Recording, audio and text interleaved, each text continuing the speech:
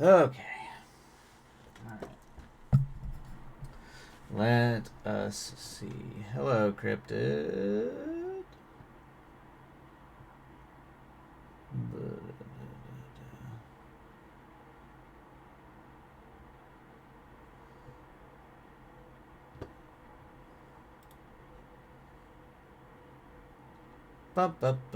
Alright.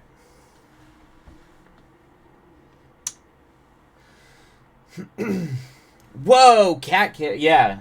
Oh my god. Apparently that just spiked the audio there. Okay. Yeah, I actually hooked that up to try to see if that second camera would work on the Windows side. Of course it didn't. It's not recognizing any camera, anything that I plug in, anything at all. So, but I left it there. So if anyone wants it, they can look at Cat Cam. That too. That too. I'm trying to add extra layers to try to like, because usually the way that this has worked in the past is that the stream is fine, and then after like 30, 40 minutes or so, or about an hour, it just starts it just starts to like it like everything starts to shut down. It gets really slow, everything breaks apart, and then it just the stream starts dropping. My entire Mac starts like freezing up and shutting down. Like, so what I'm essentially doing is I'm running it, hi princess, and then seeing, oh, you came down, oh, hello child. um and then essentially seeing if it's going to do the same thing. I changed a bunch of things on my Mac side to try to make it less or more like hi, hello, to make it more freak it out, I guess. Try to freak it out a little bit. Here, let me open up some. Let's just start opening shit up. See what it does. What are you doing? Are you surrounded? I am a little bit. Yeah, they're. I think they want me to still be couch surfing, like living off my couch right now. I think is what my cats want to do. Okay, let me see here. Okay. Yeah, that's good. I'll be able, I think I'll be able to tell, and then you will suddenly start to see the world break. It's kind of wild. Um, it used to happen all the time back with like Ghostly and Moon Runes, where like they're just like streams getting weird, and then my entire computer would just shut down mid sprint. It was just everything would freeze, jam, and all that. Hi Ghostly. We are on. We're back. Ghostly, we're back on the Mac side. We're gonna see if we can make the Mac side work. You clearly, whatever you encrypted did has broken the Windows side of my machine, because I even hooked up a second camera, and it broke. So, so I'm blaming all of you, regardless of whether or not it's your fault. As usual, I am scapegoating witches. uh, yeah, the camera's always nicer on the Mac side, and way grosser on. It's the same camera. It's just it's very. I don't know. It's something to do with the way Apple processes the image on the camera to make it look nicer, maybe like a noise reduction or something like that. But I don't know why. But for whatever reason, it's always looked like garbage on the Windows side. Um, I did nothing. I only listened. Cryptids like you can't blame me. Uh, uh, so your brain is fried. Is it post-holiday brain fried, Ghostly? Oh yeah, let me run the timer here. I mean, you're all more than welcome to write, should you all wish to write. But right now, I'm just gonna try to see if this thing crashes. didn't realize we're on a witch hunt. Yeah, right. Right. No. Oh. Ghostly knows nothing about D&D. Oh, hello. Thank you so much. Uh, oh my god, quite a name. Euroguro, welcome in, welcome in. Thank you for the compliment. Okay, wait a minute, Ghostly. Unfortunately, you came in at the wrong time because we're doing a bunch of like tests right now because we've been having computer problems. But usually we'd be writing right now.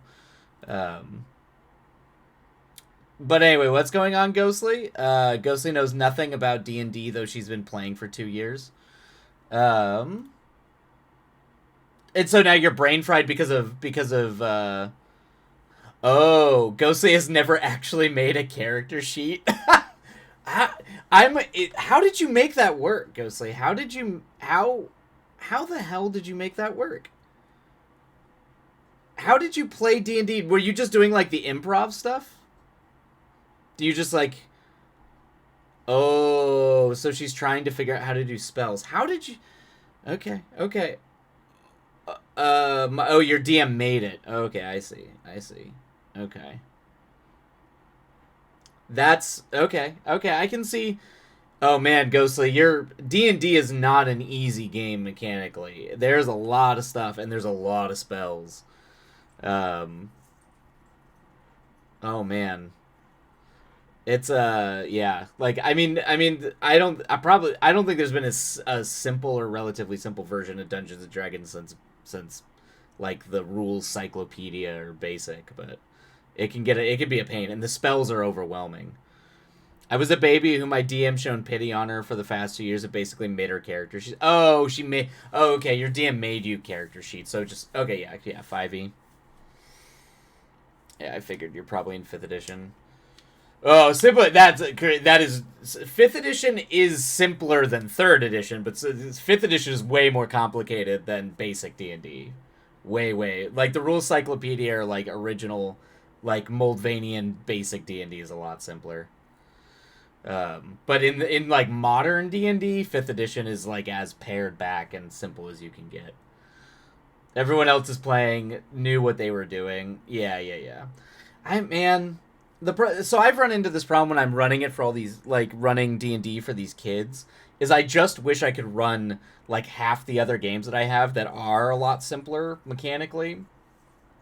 But if you can get a grasp of like the core mechanics of 5th edition, everything else about it is pretty simple. You just have to like really grasp the core fundamental mechanics of the system. Do you still need to do stats, or are you struggling with overwhelm? Ghostly was only there for the improv. I feel like Ghostly should be playing like print or oh god, what is that? What's the narrative game? Powered by any like games? Oh, powered by the apocalypse. Powered, powered by the apocalypse. Yeah, yeah, yeah. I mean, that's probably it. Depends at the table. I tend to like the dice rolls powering like the improv, but yeah, yeah. But yeah, where are you getting stuck, Ghosty? Are you getting stuck on spells or just like the general like rolling up your character?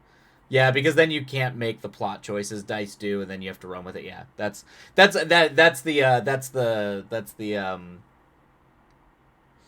of like the old like almost like randomized tables rolling encounter table charts, which I've always been a fan of, where like you just roll and see, you know. Ghostly made the outstanding choice. Her first. Oh no, no! Don't be a wizard. Do not start with a wizard class, Ghostly. I survived only as long as I did because I was the DM's favorite. Oh no. Yeah, you are starting on hard mode. Like like pretty much any spellcaster. There's a couple of easy spellcasters, like maybe sorcerer, maybe bard, but not wizard. Not wizard. My friend made pretty much my whole sheet again this time. Literally all I'm doing is picking out my spell. Okay, you're a bard? Okay. That I mean your spell list is shorter, so at least there's that. Um a bard should be okay, right? Now I'm trying to like rack my brain for my memory of 5th edition D&D to see if bard is considered like a difficult class. Because I don't remember. I know wizard will always be the most complicated class at like in most cases. Ghostly has just been made so very aware how bad she is at Googling. I was like, Cryptid has a really solid, like, Cryptid gets gaming. So if you need help, Ghostly, Cryptid and I can probably help you if you get stuck on anything, because both of us are RPG heads. So we've both probably have our fair share of our fair share of knowledge. I cannot technology. And reading. Yeah, that's what I was going to say, Ghostly, because I know that sometimes you have issues with that, and I figured, like, that's a lot of reading. Yeah, I see, but now we're getting into the question. Are you doing, like, um, are you doing, like, I wonder if there are, like, online resources that usually, depending on what you're doing, like, are you doing the updated fifth edition rules? Or are you doing the 2014 fifth edition rules? That's now we have to ask that question because the updated edition has come out that tweaked a bunch of the rules.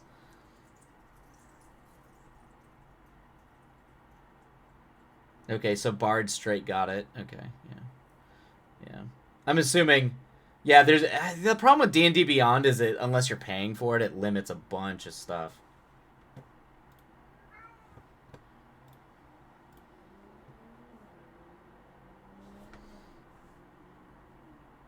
Yeah, I've been trying. I have a lot of friends in games. There are a lot of people in my games that I run that use D&D Beyond, but because they don't pay for it and I don't have a subscription account for it, they're like they only get access to like the tiniest margin of things, and I think only up to like fifth level or something like that. They've like really restricted how much you can do on Beyond unless you're paying for it. Saving throws? I mean, like math. Do you not, Ghostly? Is it like that you don't understand mathematically how they work, or like the point of them existing? I'm just gonna do my best and make shit up, and I'll survive. That's. I mean, remember, you're just playing pretend, and they can help you with the rules.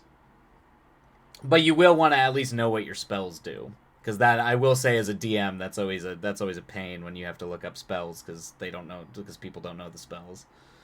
Um, I know none of the terminology. Okay. Yeah, I missed the early intro where we got the basic book. Yeah, I don't yeah, Cryptid, why did they do that? You know what? They might do it for when the new starter sets come out, but you know, maybe not. Um I know none of the terminology. Okay, so you're doing those to avoid bad shit. Yeah, oh yeah, saving throws. Yeah, a saving throw is essentially like, say someone flings a fireball at you, Ghostly, you're gonna make it like a dexterity saving throw to dodge out of the way to not get like burned by the fireball. That's what a saving throw is. Constitution saving throw is, say someone tries to poison you, you get poisoned. It's Constitution saving throw. Um, Intelligence saving throw, those are rare. Wisdom saving throw is usually like someone trying to control your mind or something like that. You know, that's what a saving throw is. It is you resisting someone doing something to you, essentially. 2 years. I am a fool. I've been playing for 2 years and know nothing. I mean, that's fine. That's fine. It's not It's not always your responsibility to like know everything about the game, even as a player, and if you've been playing for years. It's like you're it's not necessary in all cases. It depends how it always is going to depend on the group you're playing with, the DM you're playing with, and they will always be varying degrees. I play with a lot of people who do not understand the mechanics of these games. And that might also be why I have a disposition toward games that are rules light, or what I call beer and pretzel games, versus like unless we're doing like a diehard campaign. um I tend to try to avoid games even with the complexity of things like fifth edition, because it's just the mental workload that players have to go through sometimes, unless they intuitively understand RPG RPGs in general, like mechanics. It can be overwhelming for people for players. Um, yeah. So if you step on a trap, your DM might have you roll a dex. Yeah, exactly. Yep, that's it. Yep. Same thing. I have only made it thus far by my undying charisma, outstanding acting talent, story writing prose, humbly, of course. Well done, Ghostly. Well done. There you go. What? Are you starting at 5th level? They're starting you at 5th? My DM is very fast and loose with the rules and such. Yeah, I mean, the one nice thing about 5th edition, it does lend itself to being able to be, it's modular. The design of the game is modular, so you can be a little loosey-goosey with things, which is nice. I appreciate the education. Okay, short mini campaign. Okay, yeah, I was gonna be like 5th. Yeah, that's not helpful either because you're already starting with a lot of tools by the time you're 5th edition, like at 5th level. So you're gonna be doing quite a bit.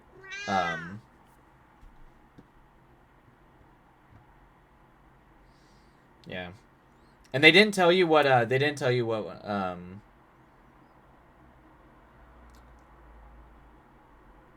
Oh, so is this the same people you've played with before, Ghostly? You start at 7th level? That is high. Good lord.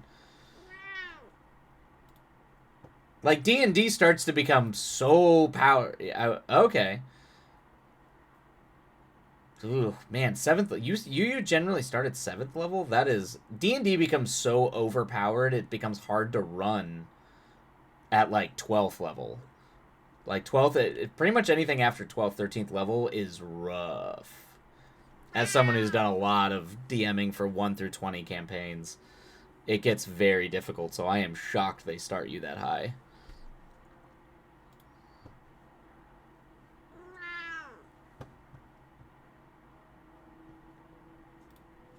I was like, one of the updated 5th edition, they actually gave you class difficulties.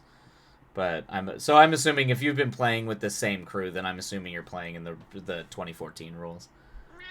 Unless your DM has like directly called out that you're playing the updated ones. Me and a group of 3 siblings that have played for 2 years. Okay. So at least it's the same group then, Ghostly. Then you don't like. Won't the DM kind of like help you again, or is the DM not helping you this time?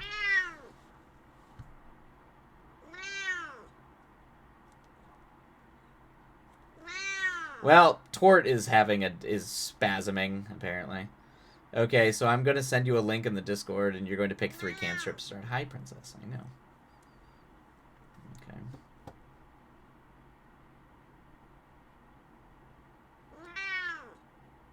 Oh, there you go. Okay, so there you go, Ghostly. You did it. There you go. You're fine. Do you have a game coming up? Is like... What's your subclass? If you're already at 7th level, what's your subclass? What subclass of Bard are you, Ghostly? Oh, it's your New Year's game. Gotcha.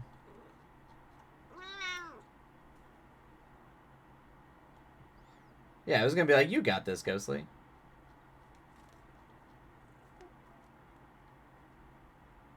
Yeah, you're 5th level. I mean, you get a subclass. You get a subclass at 3rd level.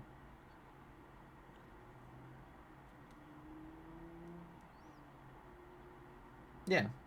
Yeah, no, I know that. I know that you're at 5th level this time, but you'll have a subclass.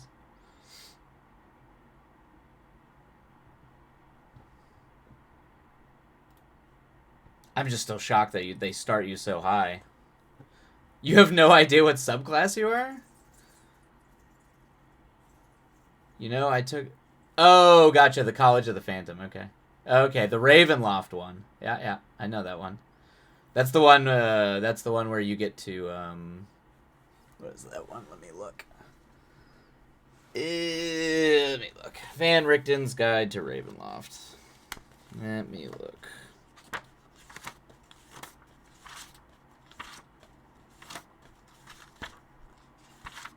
There's the Undead Warlock. College of Spirits? Is that what you're doing, Ghostly? Twilight just casually. It's Ravenloft, man. That's like, if anything is my go-to book, it's that. Okay, let's see here. Bard of the College of Spirits. Seek tales with inherent power, be they legends, histories, or fictions. and bring their subjects to life. Using occult trappings, these bards conjure spiritual embodiments of powerful forces to change the world once more. Such spirits are capricious, though, and what a bard summons isn't always entirely under control. Guiding Whispers, 3rd level, College of Spirits.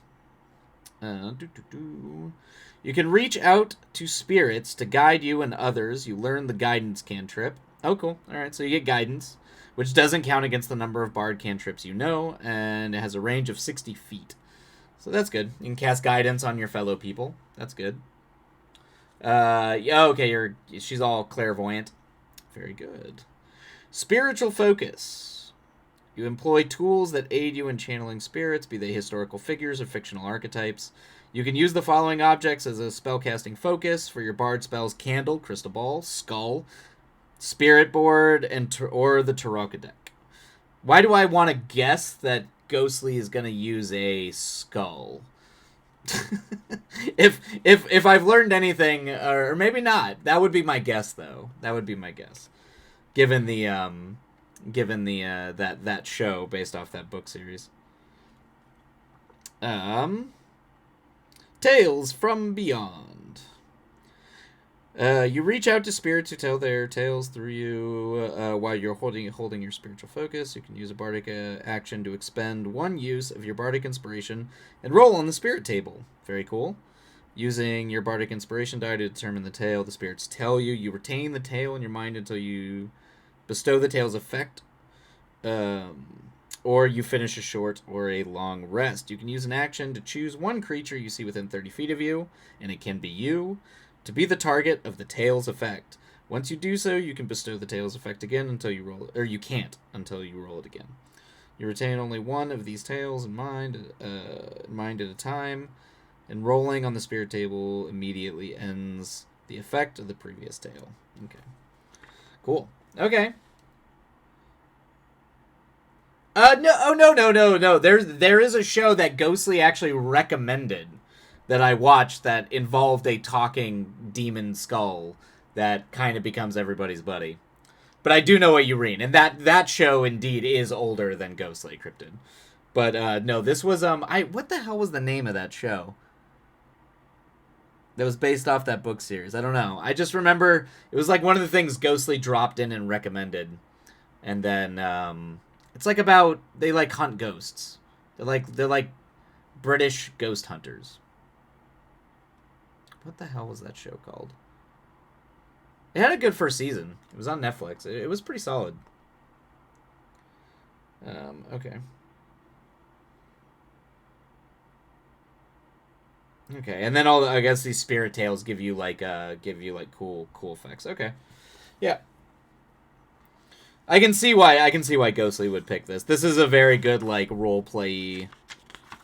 I mean, a lot of the Ravenloft subclasses are kind of built for, spooky games tend to lend themselves to that.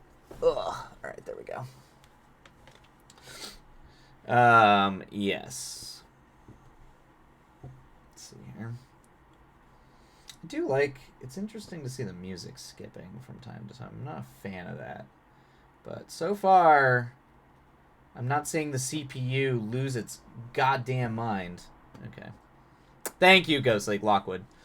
Me and my DM had a big laugh at that while we were reading through that. In our first campaign, I was a necromancer with a skeleton son who died halfway through the campaign, so I carried around his skull. Very good.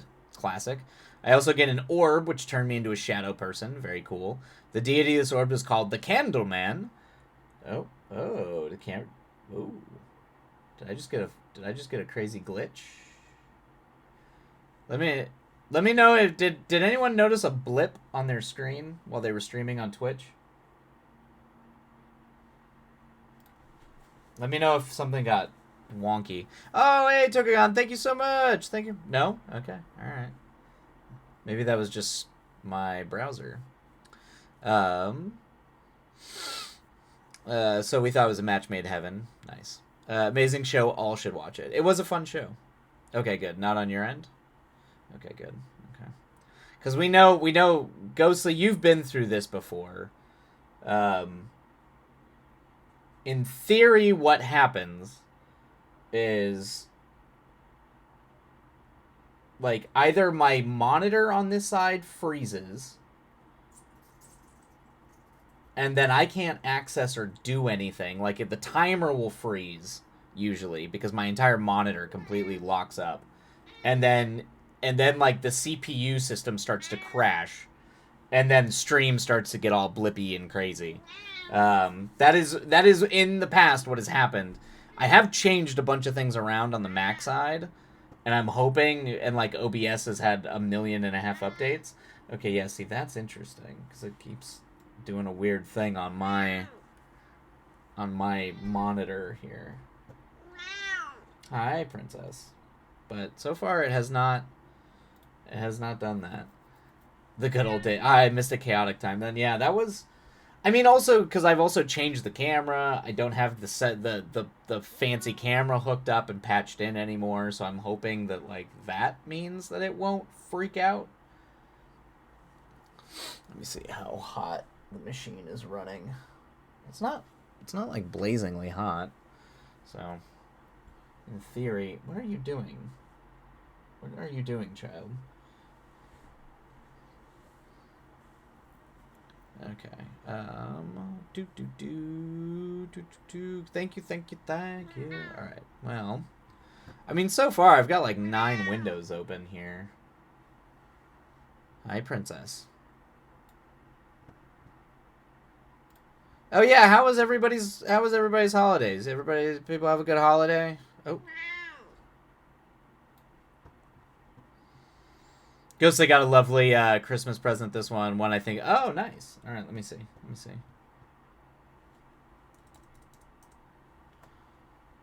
If it's not a MacBook egg frying levels you're doing. Yeah, see, exactly, Cryptid. It's not, yeah, it's like usually these things get really hot.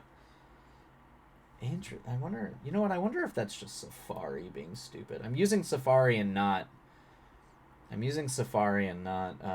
Google Chrome right now.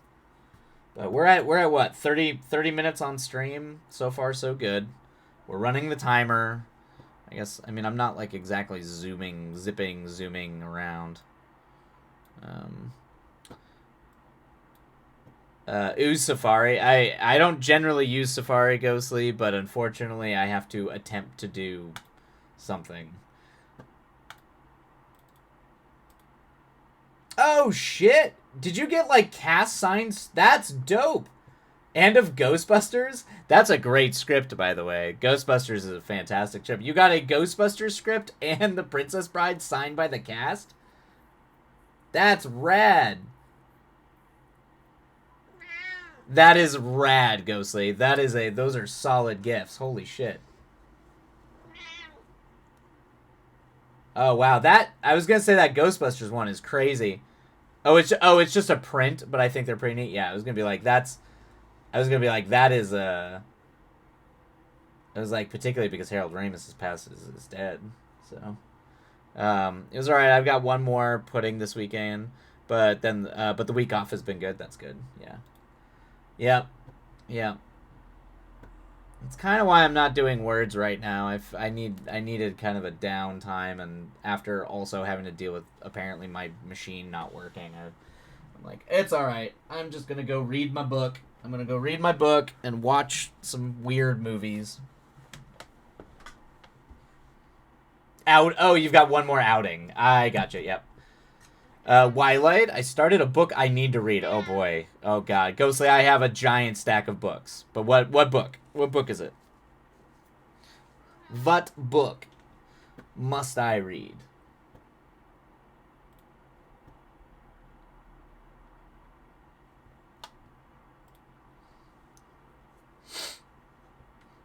Honestly, though, I will say this. If I do end up having to come back over to the Mac side of things, it is a lot easier to work in both Scrivener and Final Cut on Mac than it is on Windows, so that will make my life easier.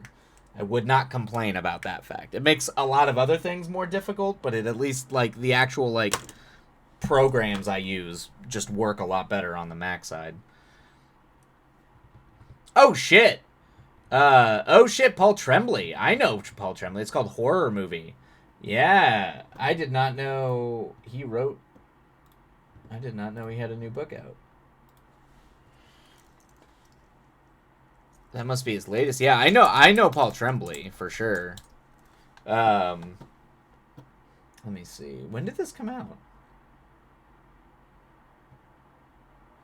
Is it a series or is it let's see here. What is it called? It's called horror movie. Let's see.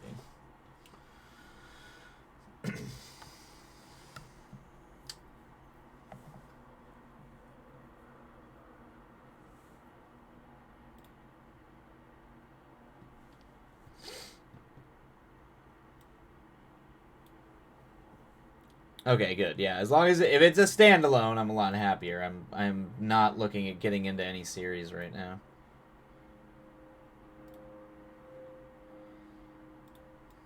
Mm-hmm.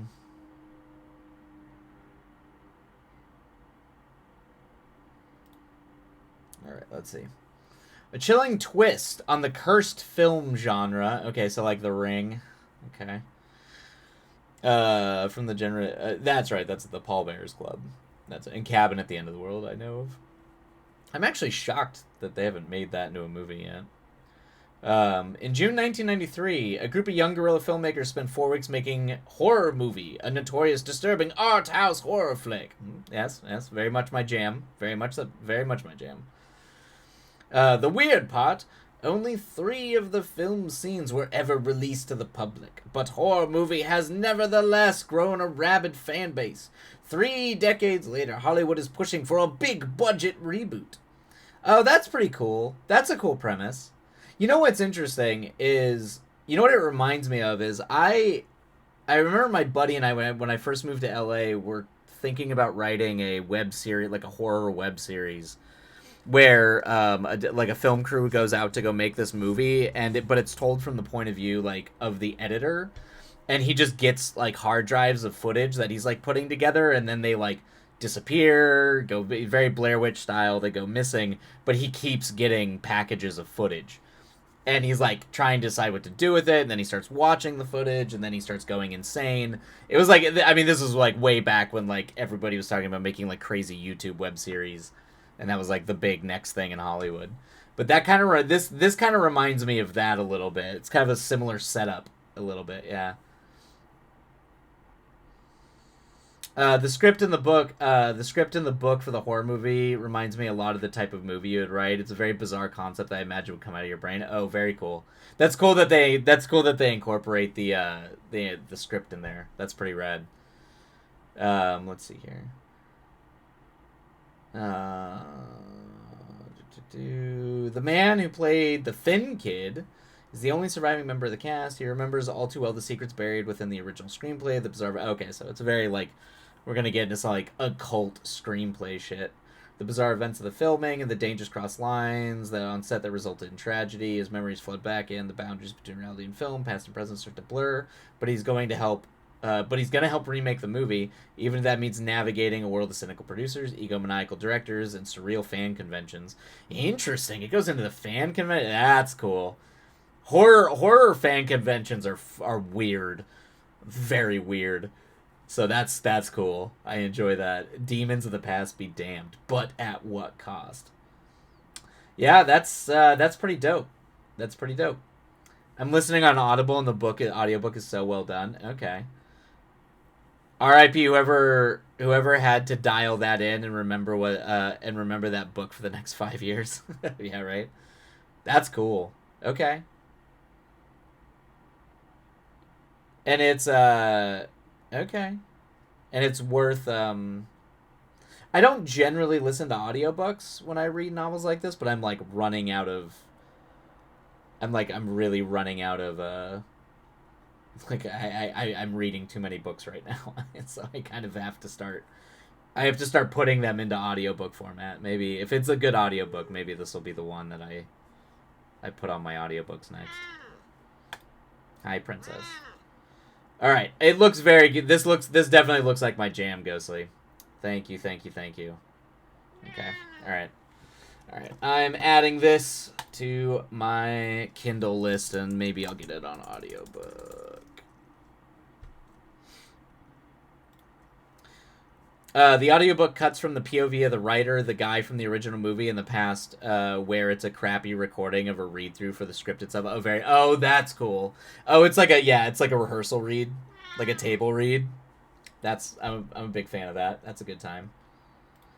Alright, let's see here. Okay. Alright. I feel bad. I feel bad for everybody who decided to come on here and trying to get words done, and I'm just going to be babbling the whole time.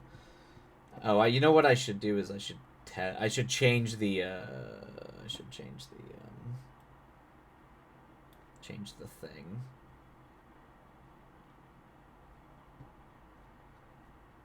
That would probably help.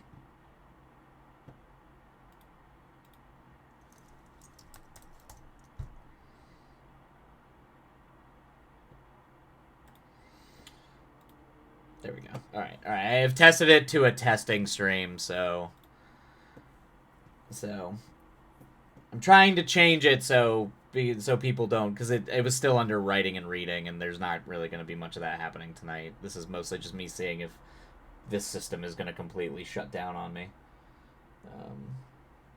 Well, we kind of sort of hang out. Hey man, you labeled it tester. It'd be what it'd be. That's true. That's true. That's true. I did do that. Alright, we're at 40 minutes. We are at 40 minutes. Oops. Oh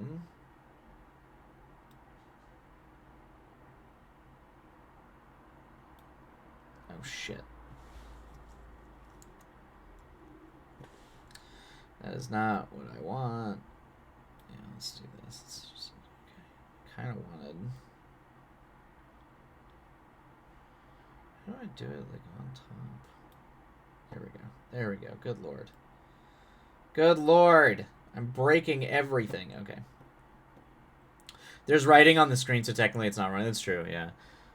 Also, Scapple, like, works so much better on the Mac side than it does on the Windows side, so when I do stuff like this, it does actually make life a lot easier. And we got a bunch of scripts up, just, throwing things around. Oh, I gotta change the thing so that QR code isn't on here anymore. There's multiple actors, and it continuously jumps back and forth in the present day, where the thin kid now is in his 50s, meeting with producers, looking for the... Oh, wow, so there's, like, a big jump.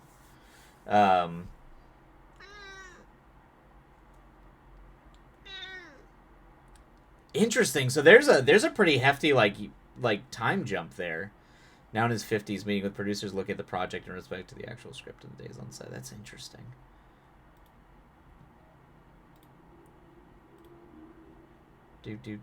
Wait, what's Ghostly's job? Wait, what did I break? Wait, did I break a thing? What?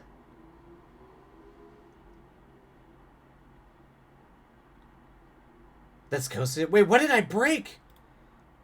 Wait, what did I do? I was just moving shit around. What?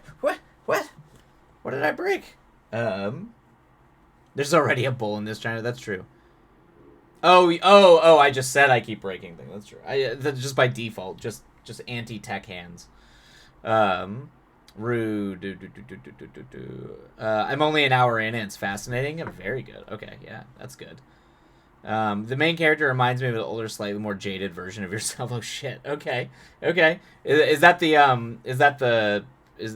actor, or is that the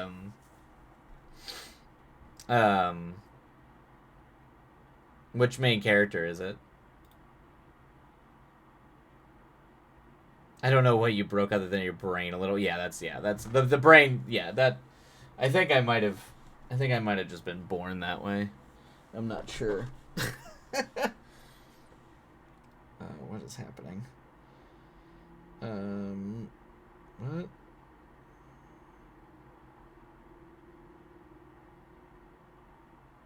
What is happening? What is getting dropped?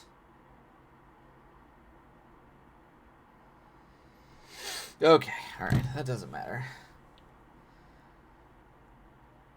Oh, he's the only surviving person involved. Got it. Okay.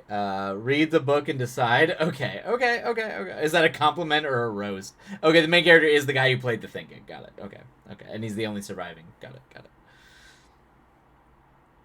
Maybe he's born with it. Maybe it's the mountain screaming. Yeah, it was the mountains possessing my mind the whole time. Um.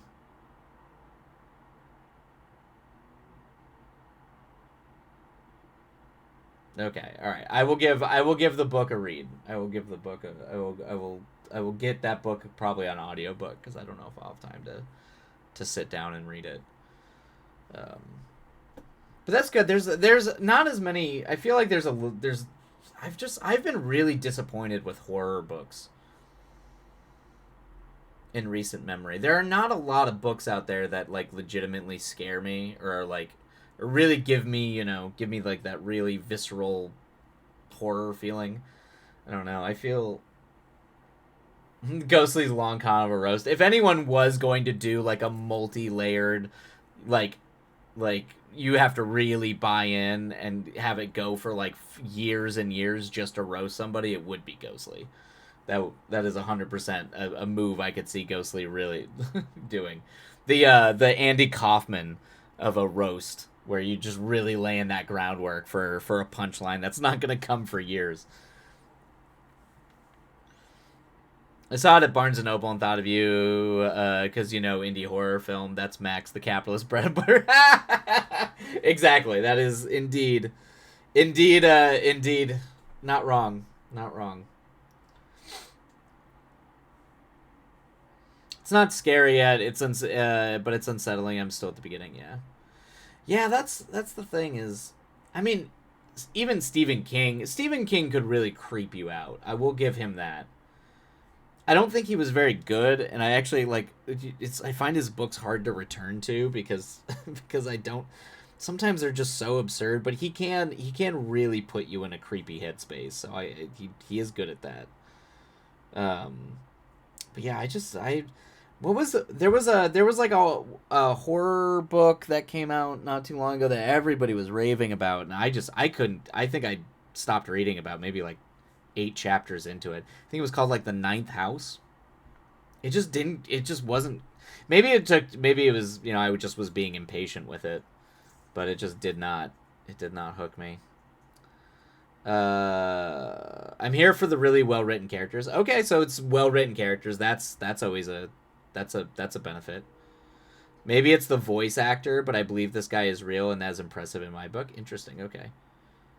Ninth House wasn't horror. That's just dark academia. Okay, that makes sense. Why I read it and was wondering what the hell I was reading. Yes, I thought it was horror. At some point along the line, someone had told me it was a great horror series or a horror book, and I was like, okay. And then I went to go read it, and then I was like, I don't understand what I literally thought I was just gonna be reading like are they gonna go to a haunted school and have like some haunted things happen? Anyway, I stopped reading very early on. I did not make it far in that book at all. Poor Twilight. Yeah, that's yeah, that's definitely. I can think I can, given as much of like a gothy weirdo as I am, I can probably say with confidence, dark academia is not gonna be my thing. I also just generally don't like reading books about schools. Um, I'm very tired of. I don't. I'm just too. It's probably an age thing. I just, I too fondly remember my years in college, but I don't particularly find reading books about that interesting, which is funny because I can actually find books about people doing high school and being in college more interesting, like films. But for whatever reason, the sort of like the pseudo structure of Harry Potter slash going to school type of story just, ugh, I'm just not a fan. I don't know what it is. That's a blanket statement. I'm sure there's versions of those stories that I would really love, but yeah, I don't know. I don't know what it is. There's scary elements, but how got it. Okay, yeah, I loved it, but that genre is also like my jam, like magic cults and okay, cool, very cool. Okay, hey, okay, one writing sprint down. Let's start the down timer. Okay, cool. Anywho, for better or worse, this book is poking my horror box. Very cool, and I'm very gently dabbling. Okay, oh, that's good. Is it kind of like, is reading that and kind of going through that helping you a little bit? Like, kind of maybe approaching that in a, I guess, safer way, or a way that's not going to be quite as upsetting to you? Because I think that might be the big thing for you, Ghostly, is being able to, like, get back to that story and approach it in a way that's not going to, like, really upset you. You're getting over your block just slightly. That's good. Very good. Good, good, good. Well, that is... I'm glad. I'm glad. I'm reworking on the Booker chapter. Oh, God. Okay. Yep. Yep. Good. Good. Yeah, that one's not even, like, that spooky of a chapter. It's just a harder chapter. It's a little bit more of, like, a darker character study chapter. So that might be a fun one to kind of try and tweak, rework. That's good. That's good. That's good. Yeah, I'm getting ready. I'm getting ready to dive. I'm gonna go through. I'm gonna watch a bunch of movies. I'm gonna like high school / early college age horror movies, because I think that's gonna be the structure, the kind of genre structure I'm gonna use for the basis of this horror film. So I'm getting ready to kind of deep dive on that. So I have to go rewatch like Scream and The Faculty, Nightmare on Elm Street, all the goodies. Really try to soak up that particular genre's atmosphere. So that'll be next on the list. I think that's going to be the next thing the next thing I'm going to be working on at the very least. I'm almost done finishing my rewrites for all these scripts, and then I need to do the pitch deck for Pawn Boys and probably start building some lookbooks. But the lookbooks I'm going to take my time with. But yeah, I think these revising these other drafts, it's kind of been like what I've been doing off stream a little bit, just to try to keep making progress, some sorts of progress, a little bit at least. Okay. Do.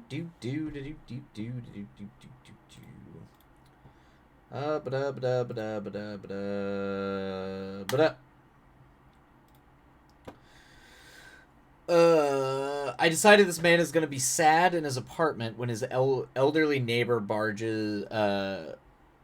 His elderly neighbor barges. She's the sweet old lady who knows everyone in the building. Okay, and she knows that he is a sad individual, so she visits. Okay.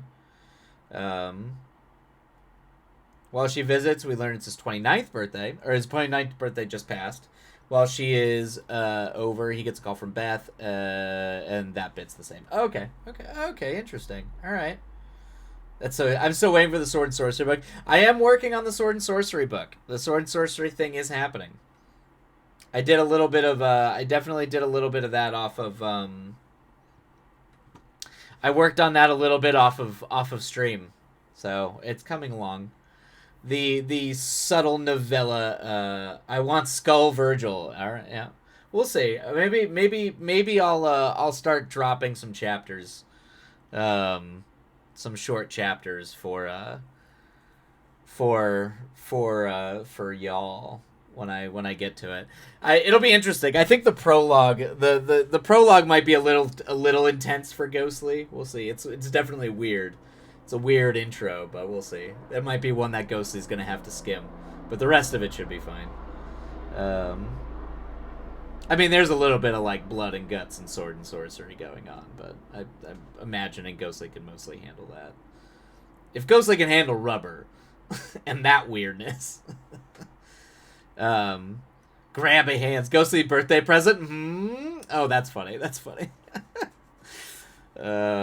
Is this the one you want me to critique on stream, or is that the novella? No, the Sword and Sorcery is the novella. They're the same thing. They're the same thing. It's just been like Mike's sort of like side project to just dabble at doing prose again, and like experimenting with a few things. That's fine. That's fine. I was gonna be like, you used to have blood and guts, Ghostly. You don't have blood and guts anymore. That's all. I'm very proud of you. It's true. I mean, it helps. Writing outside of your comfort zone is not a bad thing. Excellent indeed. What are we at here? I feel like the only problem with like me hooking up that second camera is I feel like the cat cam is almost too much the same exact shot since it's just down off the side of my desk.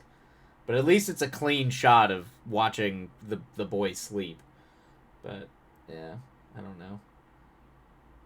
I can't really get it much closer to him than that. I'll be gentle with it. Treat it gently. Be gentle. It's very, yeah, it is very zen. Yeah.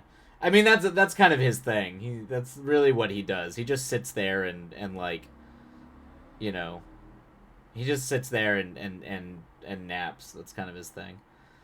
Speaking of out of your comment, just wondering, have you gotten to peek it? I have not, Ghostly. I have not. I'm going to though. I will this week. The holidays were actually quite busy for me. A lot busier than I initially thought they were going to be.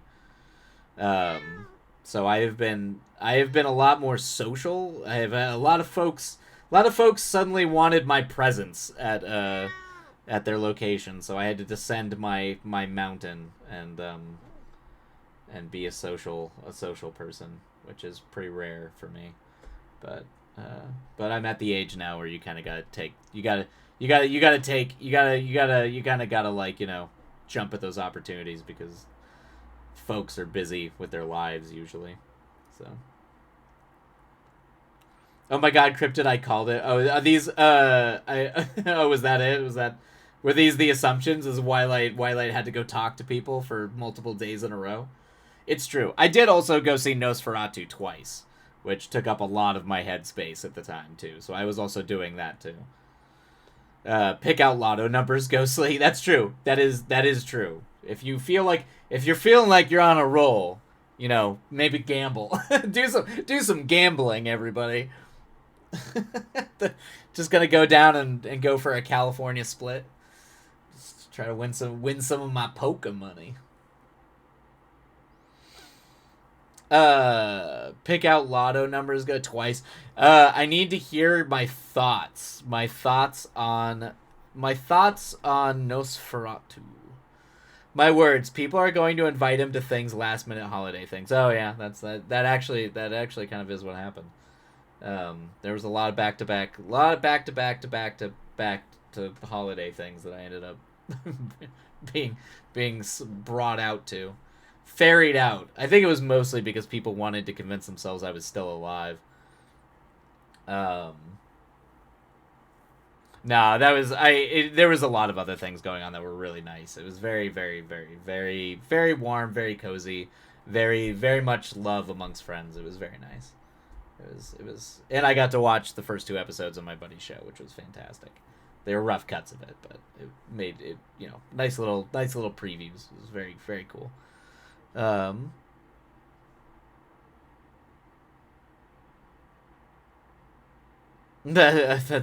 too good. What is this? Oh, this was on Monday. Yeah, that's about right. Why has people like you a lot because you're a lovely person? I mean, it's not even like the worry as much being worried about not totally being liked. It's also just when you get to this age, people, you know, a lot of people are married, you know, have kids. People, you know, families start to become more insular as you get older.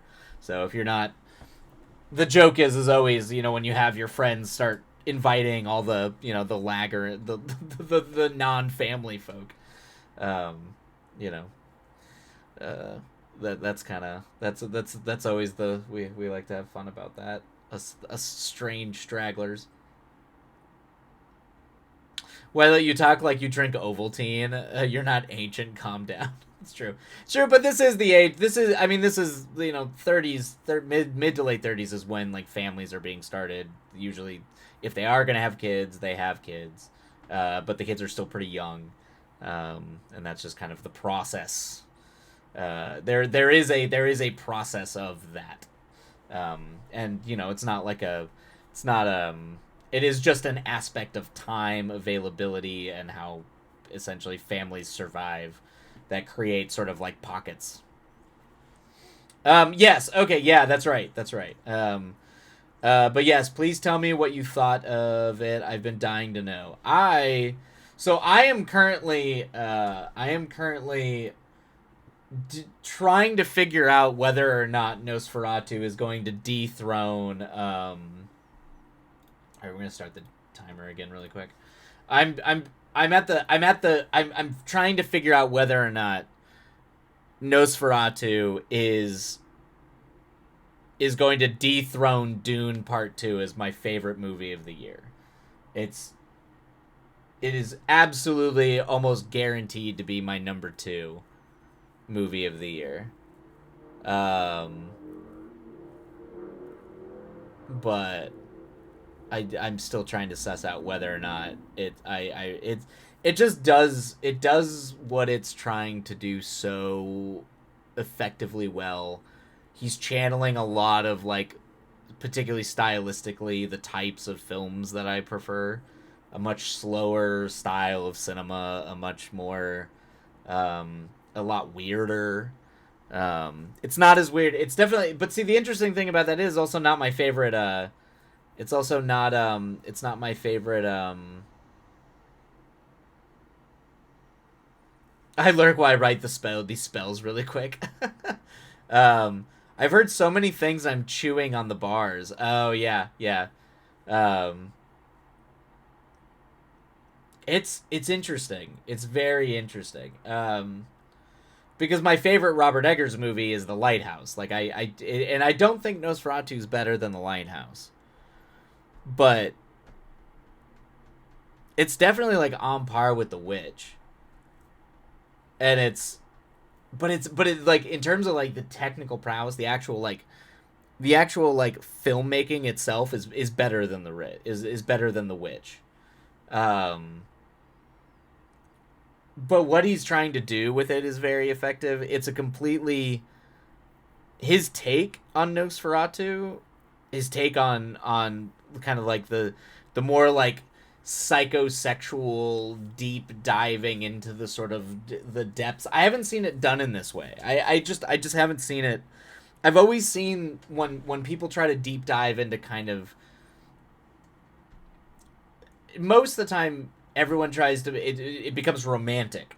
It's gothic and romantic. So like a good example is Francis Ford Coppola's Dracula, where we'd get this sort of like lovers across time kind of thing. um and there's a lot of that like build operatic romance to it, and this is not that at all. This is going for like, this is not about love, this is not about romance, this is about like shame and having these deep like this is about what it would probably be like to really dig down into like the darkest vestiges of your own desire, and like your own, dare I say, kink or fetish, and not have the language for it because of the society that you live in at the time, and to essentially could try and reach out in a point of just pure despair to attempt to like commune with some sort of sense of either sexuality or something that you need, that is like a need for you, and the only thing out in the ether that responds is like a demon lover. And it's like it's wild. It's interesting.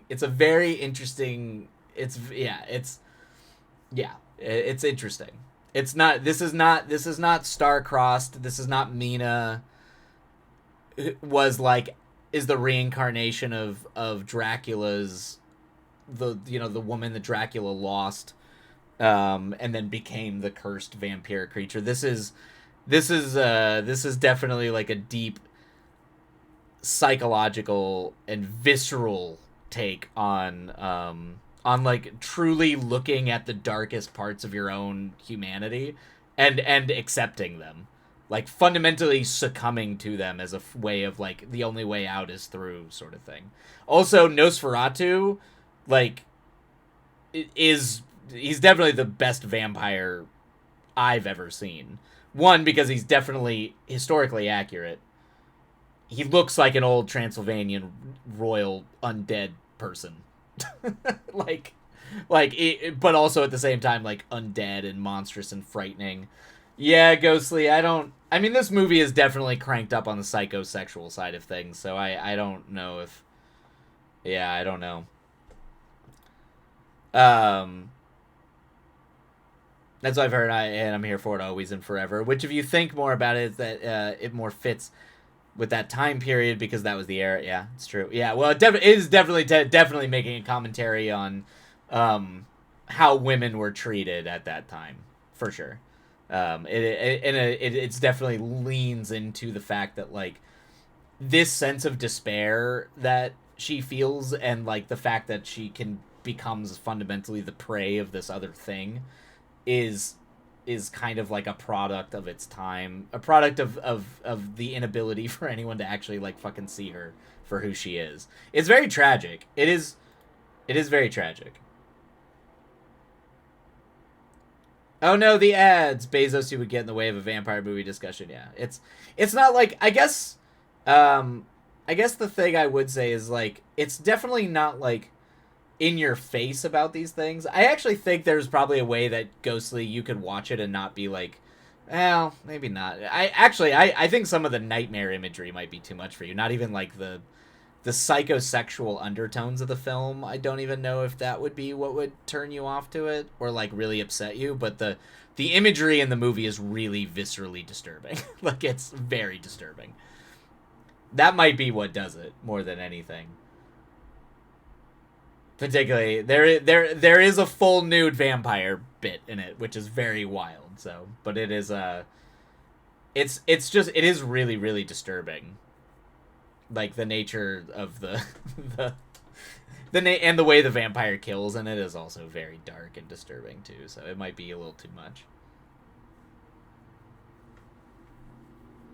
All right. Oh, you're back, Cryptid. Welcome back. Welcome back. Welcome back. Um, Yeah, Ghostly will watch the original FW Murnau one, which is interesting because it actually is very. I mean, it's almost identical to that movie. In terms of he never really deviates. The interesting everything he does is in what the perspective and the tone is, but almost every scene is really just from the Murnau movie. Like he doesn't, in terms of plot structure and even the scenes themselves, he does not deviate very much from the original F.W. Murnau Symphony of Horror Nosferatu. It's very similar. It's just the focus of the film is more different. Like Ellen's the main character from the beginning of the film, not like because the weird thing about the original Nosferatu is that it kind of implies that she's the main character, but then it just is really about the other guy, and then at the very end she becomes the main character again. It kind of like a switch. Like this one very clearly is like, no, she's the main character. It's about her. Von Franz, Willem Dafoe's version of like the knockoff Van Helsing is incredible. He is absolutely like. Also, I'm pretty sure I'm just gonna become him. His room in the movie is pretty much like my room is almost halfway there. It's just a series of like books and cats, lots of cats. So many cats. Um, but yes, Ghostly. The original one is a good time. Um, we get all of that and good kill scenes. I mean, it's very good. It's all traditional. Vampires don't bite the neck; they bite the heart. Like traditional folk, and of course, it's Eggers, so he's obsessed with the anthropology and the folklore of the actual thing. So it's very, very, very true to Transylvanian specifically Transylvania, the Carpathian vampire folk legends of the time, which I think is very cool. So it's like very different from other vampire. Like there, he is focusing very specifically on that tradition, particularly of the local the local type traditions and how they would try to stop vampires and all that. It's very cool. But it might, yeah. I do think it's very good. Ghostly, did you ever see The Witch? I don't know if Ghostly's ever seen The Witch because that's like That's a movie that is also very spooky and crazy, but also not. It's not overly. There's disturbing imagery, but it's not like violent. There's not really a lot of like. There's no sex or anything like that. It's just a movie about Puritans and a witch in the woods. Uh, See, I do like that. I adore the traditional, but ghostly is wet tissue. Can always try. Actually, you know what? If you can watch The Witch, there's some haunting because those are movies. They're not movies that are like jump scares. There's haunting imagery. There's things like that, but it's not like indulgent, and it's not like it. But it's a folk tale. It's a spooky ghost story, or it's a spooky folk tale about a witch in the woods that like haunts this Puritan family. But like it's not. How do I describe it? Like it like because there's disturbing dream imagery in it, but it's not like your traditional horror movie. Like it is, you're not gonna you don't see any violence of the likes that you see in like say Scream, in terms of like brutal kills. But oddly enough, even though it's more toned down, it can also feel more disturbing, in a weird way, if that makes sense. Maybe it's more like psychologically effective. Um, the first and foremost, yeah, Eggers does do it. I mean, Eggers is. I mean, if he wasn't a filmmaker, he'd absolutely be an anthropologist. That guy is all about doing everything, particularly from the anthropological point of view of people in that time. Like, he does not care about the reality of it. He cares about, I want to be in the headspace of people who believe that witches were real, or I want to be in the headspace of people who believe that vampires were real. This is not a commentary on it. The first and foremost a folklore nerd, that is where I live and thrive. Yeah, yeah. I mean, Eggers is the best that there is. It's quiet horror. I watch the Shyamalan movies about Puritans in the woods. I mean, it's even less like abrasively thriller-esque than that. There's more like I think it's more disturbing than the Shyamalan movie about the people in the woods, because I also think that movie is kind of terrible. But yeah, it's not like that. It's not like that at all. Um, yeah, no. It's it's hard to describe. Ghostly adored it. I adored it up until the very end when I realized he had just ripped off a Ray Bradbury story. That's when I got very upset about it. Um, but yeah, they're not. They're hard to describe. They're not like that. They're not. They're spooky, but they're told like fairy tales. Like here's the thing. Nosferatu is told like a fable, like a fairy tale. It's just a gothic fairy tale with horror elements about a vampire that decided that it wanted this one person, and this person maybe deciding that that's actually might be what she wants, no matter how much she loves her husband. It's a fun movie if you don't watch the last 10 minutes. Yeah, yeah, yeah, yeah. Well, the funny thing is that like, the funny thing is that that is what made it the Ray Bradbury story. Well, that was the thing. Is the end when so the story. There's a Ray Bradbury story about a kid who grows up in these woods, and like there's like these monsters out in the woods, and there's like it's just a teacher and his mom and like a few other people, and it's very heavily implied that the mom is pretending to be the teacher, like pretending to be a different person, and like populate this village for this kid, and like it's this whole fairy tale fantasy type thing where he's like, and the mom just dies one day and the village is abandoned, so the kid goes out to look for help and try to run away from these monsters that chase him through the woods. And then at the very end of the story, he runs out of he like literally gets hit by a car and he runs out of Grand Central Park, and that's the end of the story. Is that he was literally living this weird little fantasy world in a hovel in Grand Central Park in New York. And that is why the end of the Shyamalan movie about the village really pissed me off, because I was like, "Oh, you just did that story," but made no mention that that's what you were doing. I mean, you just fundamentally ripped it off. Nosferatu is indeed many a person's fairy tale after this week. Yeah, that's true. Yeah, yep. I'm. I mean, it's also just such a well done movie. It's so well crafted. It's it's. I mean, it's effective. It's effective when it goes there. When it goes to the horror elements, it goes there. But like, see, the problem is like Ghostly. You say that you're a wet noodle, but you've watched Rubber. Like, there is so much weird, violent shit in Rubber. Like, it makes it really hard for me to wrap my head around what like is gonna traumatize or like be like too much for Ghostly. Because Rubber, I mean, Rubber is people die violently. People die so violently by, I mean, yes, it's absurd, by a literal rubber tire, but they die violently. It's true. It could be the movie that made Ghostly a wet noodle. That's that. You may not be wrong. Ghostly was 7 years old. Have you not watched it since you were 7? But you said you watched it like 3 times, didn't you? Did you just watch it all? I mean, that makes sense too. Okay. Oh, okay. You don't remember most of it. Okay. Okay. Okay. That makes more sense. That makes more sense. Because yeah, there is some violent shit in Rubber, like big time. And that's why I was always just like, well, maybe Ghostly can handle it. Ghostly can handle Rubber. It's like, that makes sense. Okay, so you haven't seen it since you were 7, so that tracks. Okay, I watched it 3 times in the span of 2 years. Okay, okay, that makes sense. That makes sense. Yeah, I think for you go. I think it's like, I mean, they're worth watching. I mean, Robert Eggers is my favorite working filmmaker right now. I don't like of the up and coming directors that are like that. Like he, I mean, I don't think he's made a bad movie.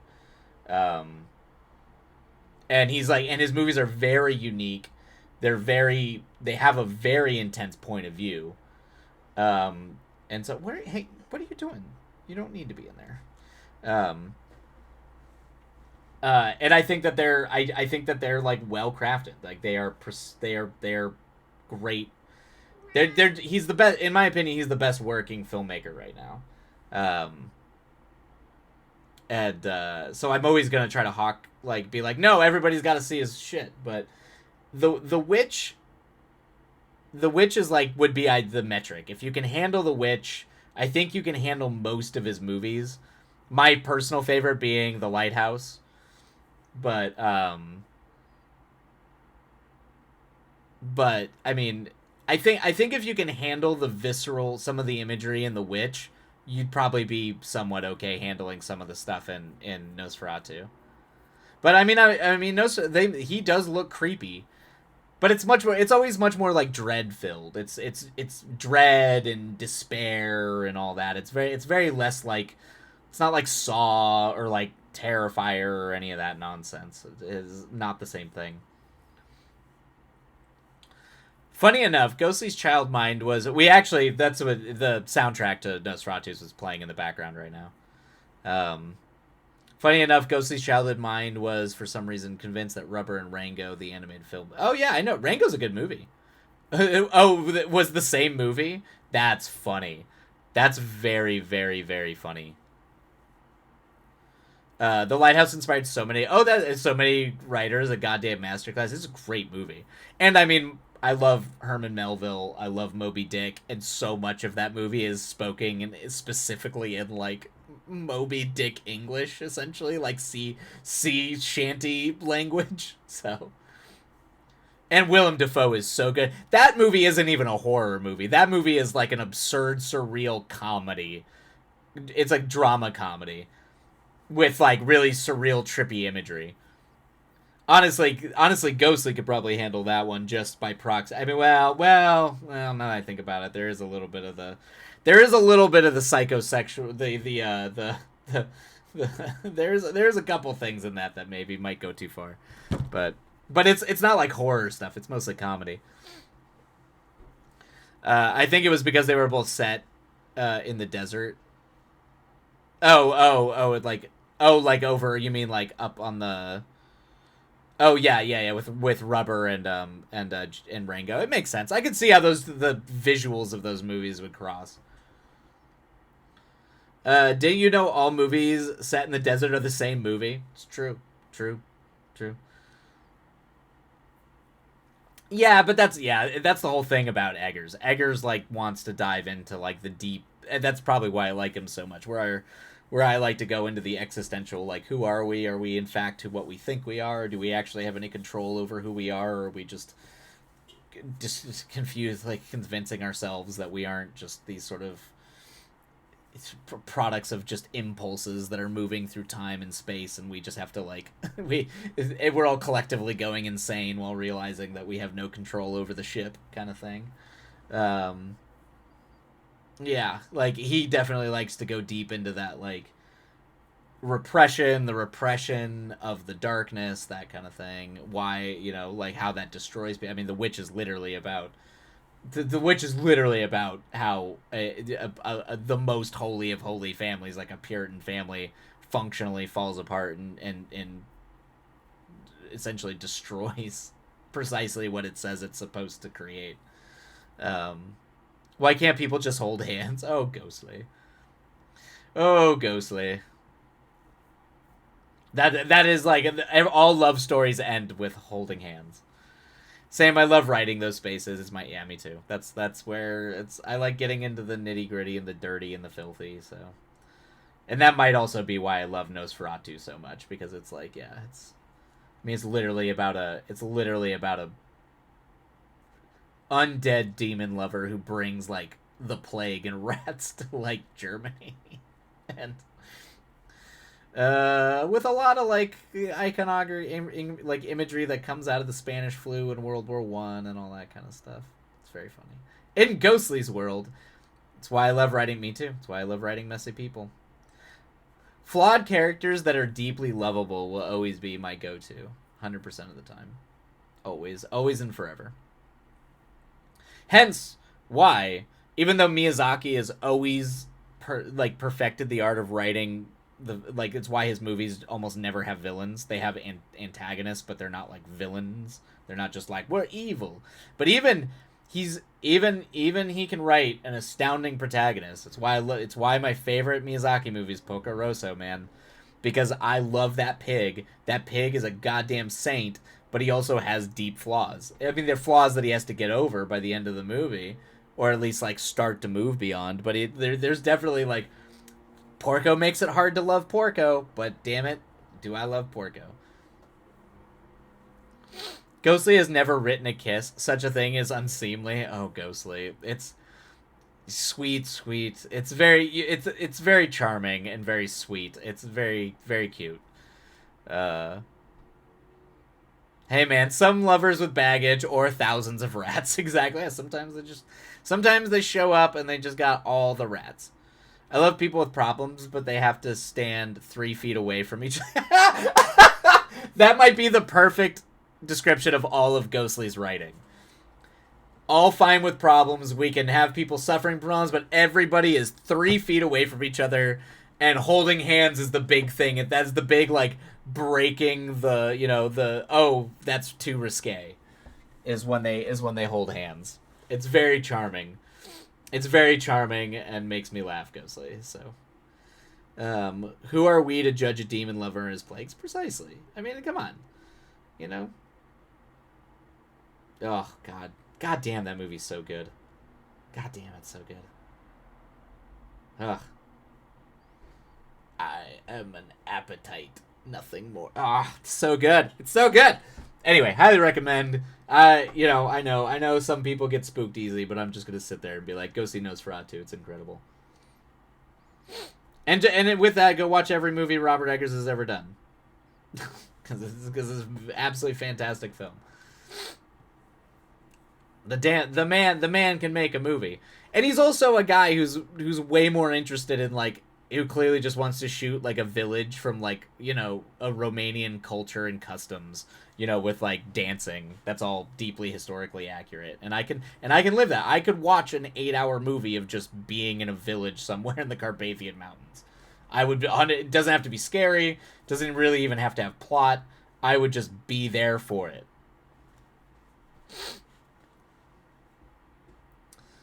I'm glad you enjoyed that, Twilight. Poor Ghostly's just like, eye contact, pushing the envelope. sometimes, Ghostly, you gotta push the envelope. You gotta have them bat eyelashes at each other. Um, you gotta make the big step. Uh, or that make people swoon. That's right, Cryptid. I'll start quoting. I'll do the worst Romanian or Transylvanian accent imaginable. While I try to quote Count Orlok. uh yeah. But it's very good. It's very good. Definitely a top recommend for me. Ghostly's coworkers make fun of her because she is notorious for running away from anyone who looks in her direction. Oh, Ghostly. Just no eye contact at any time at all. I mean, that's fair. I mean, to be fair, I actually do get that. Like I had to train myself to make eye contact with people when I was talking to people because I had a problem from I guess this wasn't necessarily like opposite or like an attraction thing, but it was just like I had a problem keeping eye contact with people in general, just when I talked to them. That was a thing I had to work on quite a bit, but I still like get hyper aware of that. No hyperbole. Have run away from a man once. Wait twice. That's very funny, Ghostly. That's funny. Just like, oh nope, too much eye contact. Goodbye. Goodbye. Fare thee well. Waving as you just like hop on the train and get carried away. See Wildlight, that's why I love witch punks, because at its core, it's two very dangerous people deciding that one of their flaws are in fact desirable as hell, and I love them. And I love that for them. That's rad. Yeah, that's good. That's what it is. Yeah. That's I mean there's a kind of freedom. I mean, this is like going, I don't want to go too deep into some of like the more like um some of the more like Buddhist philosophy type stuff, or like at least the philosophy of self, um, where the more you start to understand like your own reflexive nature and kind of the flaws and the sort of the you could even argue the sort of the cards you've been dealt, of which you have had very little say or almost no control in.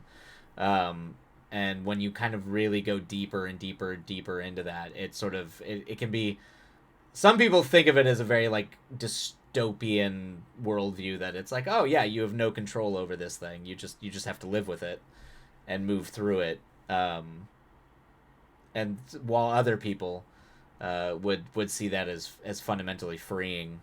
It's honestly an East. There used to be jokes about East versus West with that. Like, Western philosophy and Western religion look at emptiness and the void and see nothing but terror and fear, and the East sees in the emptiness bliss and or enlightenment. It's two different ways of looking at the same thing in a way. Yeah, Ghostly, that does a do it, go deep, dredge up the philosophy degree. I know, I can't help myself. It was literally a, why are you talking to me? Why are you asking? Oh, well, I mean, if they're asking if you're single, it's definitely a loaded question. My response words I said to a living, breathing man was, that's, sir. I love that, Ghostly. That's amazing. That's, sir. I mean, at least they asked if you were single.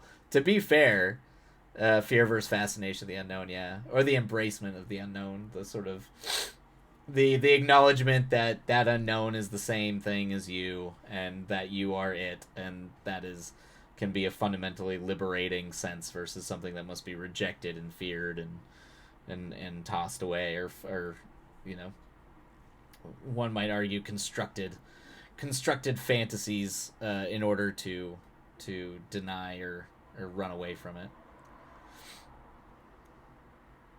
That is very funny, Ghostly. I have to. I mean, like, I mean, at least asking if they're single is not. That's not the worst thing in the world. But it could have led to it being the worst thing in the world, because you never know how someone's gonna respond if you say I'm not. If you were like, I'm not single, or I'm single but I'm not looking, that can elicit a completely different response.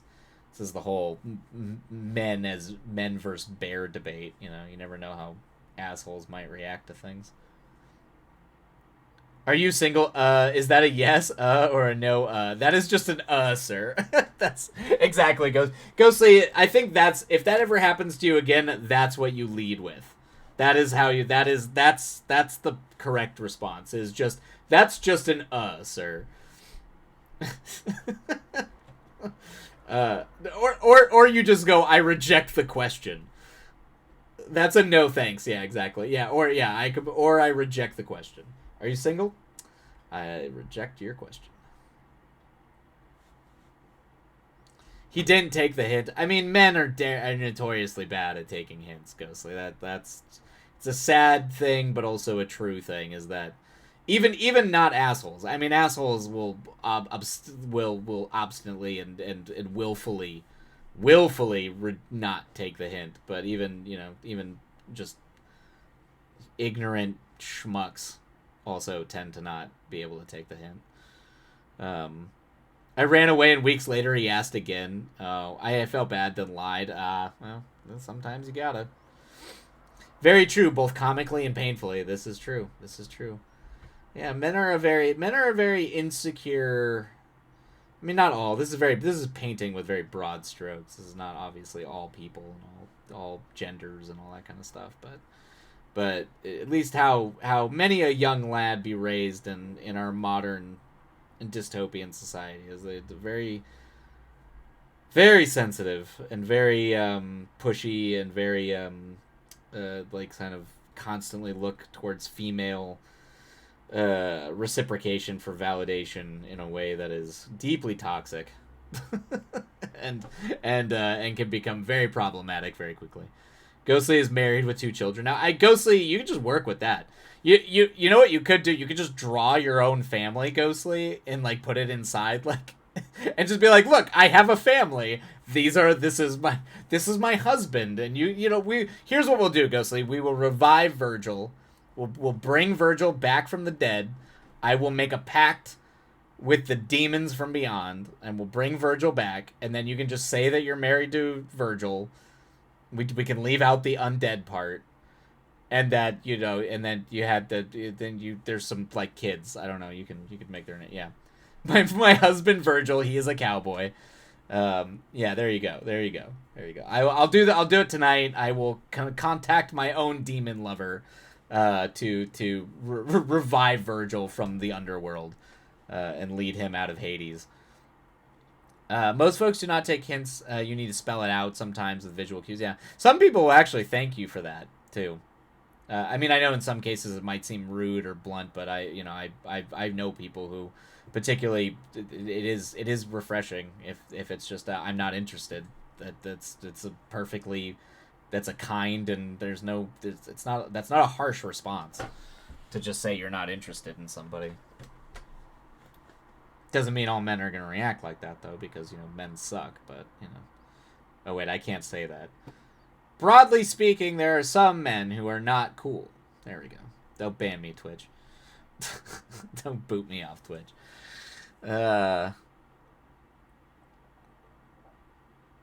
Please. All right, yeah. All right, deal, Ghostly. This is what I'm doing. After hearing your struggles with having men not take the hint, I will do this for you. This will be the Twilight gift to Ghostly, is I will go summon Virgil from the realm of the dead, and we will bring Virgil back. Oh, I thought that's how you got on stream tonight. I have many packs, many demon packs. This is true. You never told us about a demon lover. I mean, that's we don't need to get into Twilight's intimate details of my life. These in the Gnostic Christian realm, there's sort of these strange archons and ethereal beings, and that Sophia had descended down in order to anoint the Christos. I may have in fact dated a few of said archons. Transdimensional beings from the other realms. But we don't need to get into my dating history. To quote Ron Burgundy, that escalated quickly. Yeah, exactly. Is it the cat ear lady? Right. That's true. There will be no ill speaking of the cat-eared lady, my future wife. I'm glad. Yeah, exactly, Crypt. I'm glad we both went there together. Yeah, you know, I mean, I'm a diehard Gnostic. Before I got into philosophy, I studied esoteric Christianity, so I was super into not just like the Eastern Church, both the Ethiopian, the Greek Orthodox, and the Russian Orthodox Christian Church, but got really into like the pre-Nicene Council like side, like the Gnostics, and like Jewish Kabbalism and all that kind of stuff. I was all into that, so I will do the Gnostic demon and devil dance all day. That shit is my jam, man.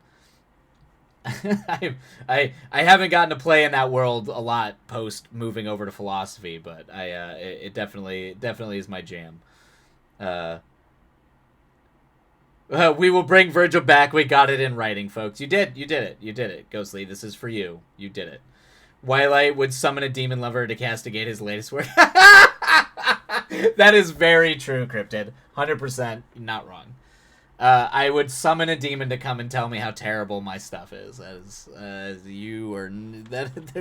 There might be a pinch of truth to that. Lost Books. Hey, yeah, the Lost Books of Enoch. Hell yeah, hell yes. I mean, any of that old stuff, anything from the Dead Sea Scrolls, all those goodies, man, love it. Oh no, Ghostly, you've given up on D&D. Third level bard spells. There's probably. See, the problem is I have the new D&D books. I gotta go find where my old 5th edition books are, because they I'm sure you're doing the updated spells. Because I'm sure the spells have changed in the new book. Or I would read to you the bard spells from the new book and see if there's any good ones. They might be a better spell list, honestly, because they did fix a lot of the class problems in the updated 5th edition book versus the old one. So as much as I'll give shit to Wizards of the Coast, they did at least not mess up the design stuff as badly.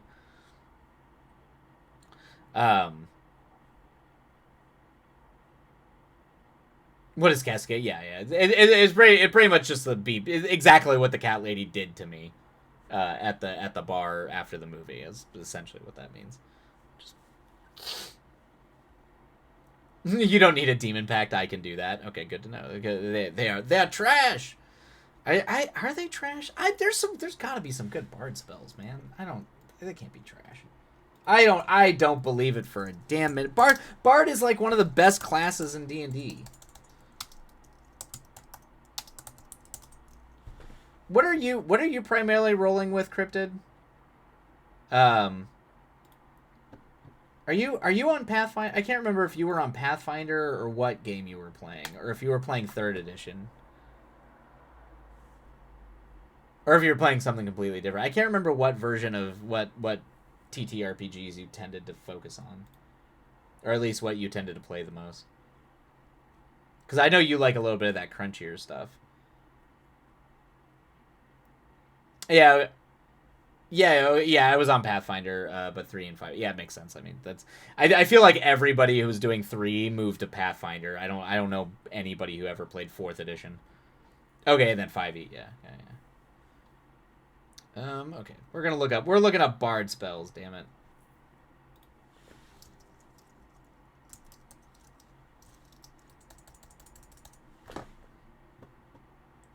Because I refuse to believe.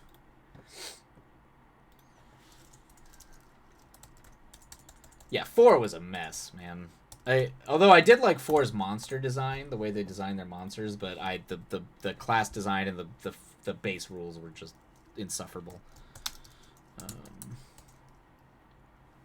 Okay, there's some stuff going on here. What's my... Okay, CPU, this monitor has not frozen yet. So that's good.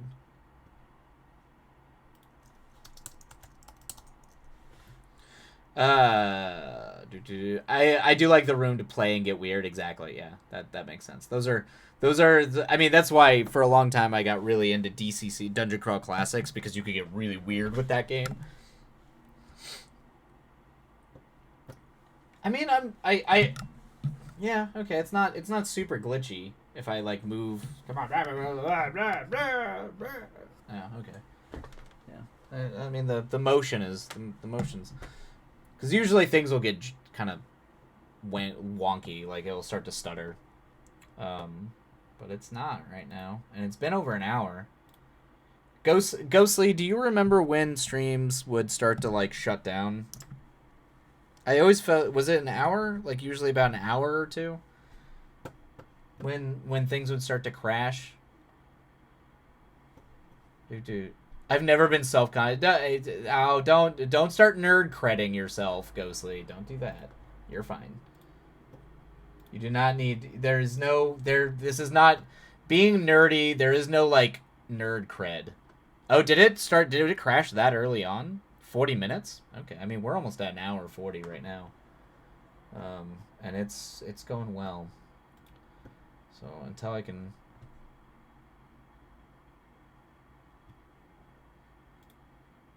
It tolerated all your Muppet moves. Wait, what? They didn't censor my Muppet. Oh no. Wait, did they censor Muppet? What?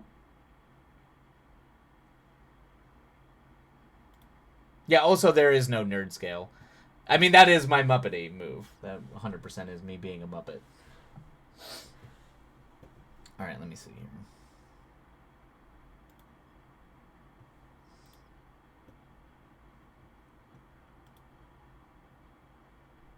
Oh, did they censor my Muppet? Oh, I mean, we're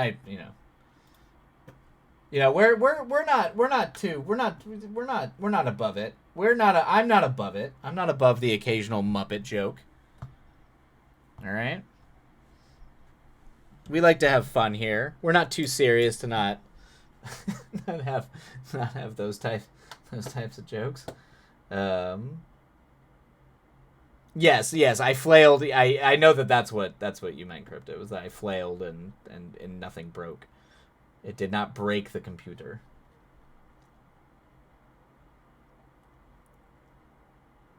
Did it actually censor that? I don't think it did.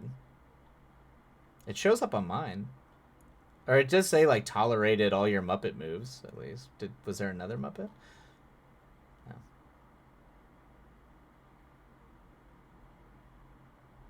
Oh, you have auto mods. Oh, wow! It censored that for you. That's funny. Okay, got it. If it did, gotcha. That makes sense. Okay, that makes sense. If it did, I'd have to fix the auto mod. That's very funny that it censored Muppet though. That is very funny. you can't. It's 100%. You absolutely could be a sexual euphemism. It completely makes sense, but it's also very funny that it like even registered that. That's very funny. I said if it did, I would have to fix it. Got it. Yeah, I'm going to have to reach you all reading content. Or you're gonna have to teach you all reading context. Yes. I'm going to keep on AutoMod because I'm so deeply amused by what it censors. It's very funny.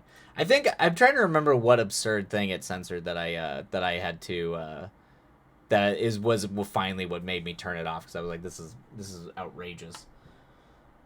All right, let's see. Blade Ward. Let's see here. Can I go by level? Let's do third level spells, right? Third level bard spells. Bestow Curse is a good spell, Ghostly. I'd say that's a great one. Bestow Curse. No, Catnap is stupid. Yeah, I was like, Counterspell's also great too. Clairvoyance. Clairvoyance is a good one. That's a good utility spell. Oh, yeah, Lehman's Tiny Tent. Okay. Dispel Magic is also a very good one. Dispel Magic.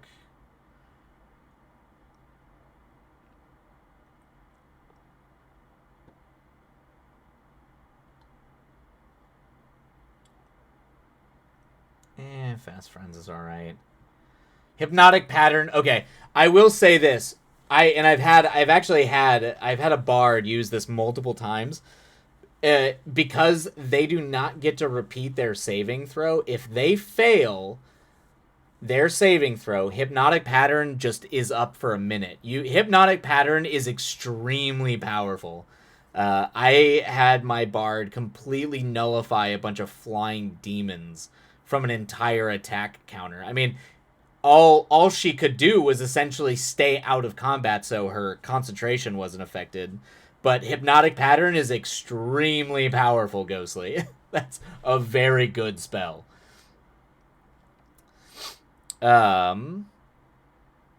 Ghostly read them and none of them jumped out because she didn't understand what she was like. Yeah. I would say of the spells that I've listed off already, Hypnotic Pattern is for sure is going to be one of your best third level spells. Bestow Curse is extremely good. As a utility spell, Clairvoyance is about as good as it gets. I mean, you literally can see around walls. That's extremely good. Let's see here. Lehman's Tiny Hut is great. Yeah, so that was a good spell to pick, for sure. Plant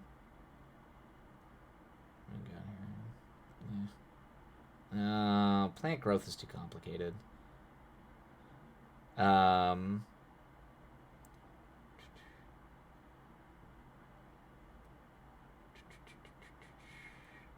Depending if is your DM prickly about languages?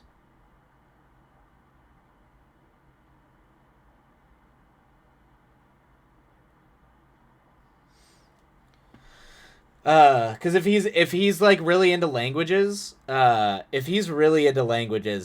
is a really good spell, because it essentially allows you to learn like all these languages. But I don't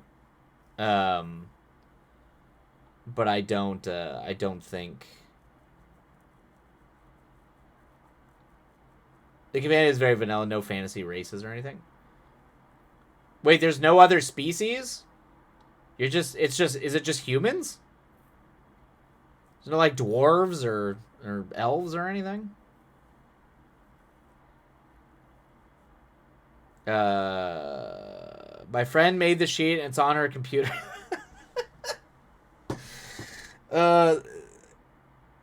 Yeah.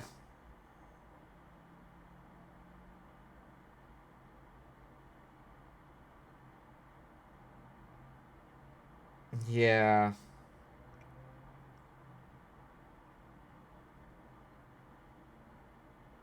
Wait a minute. Wait, this is not real.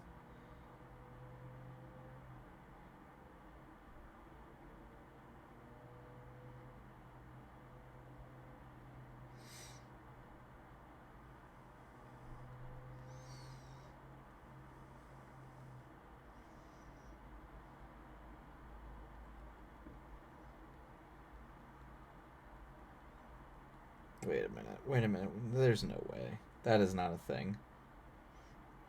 I'm calling it. I'm calling it that's not a real rumor. Okay. Let's see here. What's the point of D&D if there's no other races? I mean, like, yeah, I guess you could play the system in like I mean, there are versions where I'd be like, you can just play humans. I do see that as being a possibility in like a world, in certain worlds, but it does seem interesting. It's an interesting choice. No, it's very culty, turn of the medieval times vibes. Man, I'm surprised you're not running Shadow of the Weird Wizard. One, it's a way simpler system, and two, it is default. It's a fantasy world that does default to primarily only humans.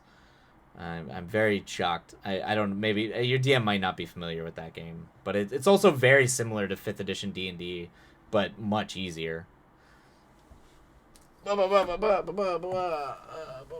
a minute. Let me do this. It is also a more roleplay friendly game, but that's just me. I think it's good for more roleplay based strategy thing. We know the one game, and by it's this game. This game I highly recommend to anybody if that's kind of the vibe you're going for.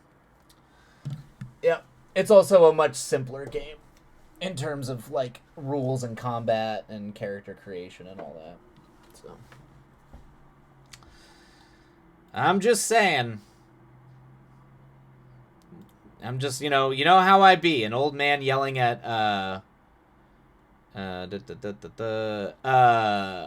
know how I be. I yell at my clouds. And I just want. I play a lot of D&D. I have to run a lot of D&D games, and the one thing that I am constantly struggling to try to get people to realize is that there are many other games out there than D&D, and lots of them are a lot better at doing certain things than D&D is. D&D is good for a lot of things, but there are other games. If you're trying to run very specific, interesting things, that other games do much better. Let's see here. I think, and also yes, that's the other reason why I say that too, is because it's not It's role play based. It is combat based still, but it's definitely not as crazy as that. That sounds wonderful. Speaking of which, TTRPG's Ghostly learned the lore about her father. That he played Hey, your dad's a badass. I feel like I should have been friends with your dad. Hell yes, because I'm glad. I'm glad. No way. Yeah, there's no way. It's not a. I literally do not think this is happening.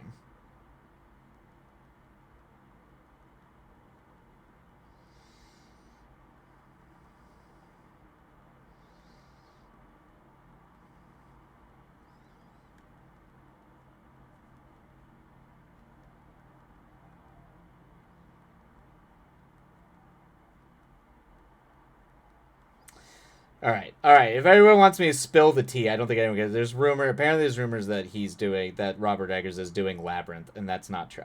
That's not true. I do not. I absolutely refuse to believe that it's a real rumor. So it's just not his wheel. It's absolutely. I mean, Dark Fable is his wheelhouse, but yeah, I don't. Maybe. I just don't think that's real. Anyway, there we go. Sorry. Okay. I'm sorry, Ghostly hasn't slept well recently, so the ADHD is abundant. No, I'm all yeah. Try right, Trenchcoat Mafia Dad. Well, you did not just say you should have been best friends with my father. That's what I. Why wouldn't I say that, Ghostly? Of course, I played Vampire the Masquerade and LARPed around at like Denny's and stuff when I was in like late high school, early college.